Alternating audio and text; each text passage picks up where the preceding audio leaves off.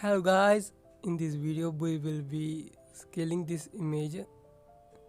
So I am picking crop tool and I will increase it, scale it horizontally. Now we can't simply scale this way, it will distort our images, so we will be using content aware scale as we are using this.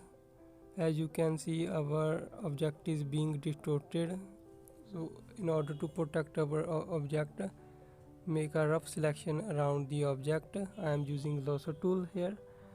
Right click on save selection and give selection a name. I had given it a man. Now again go to edit content aware scale.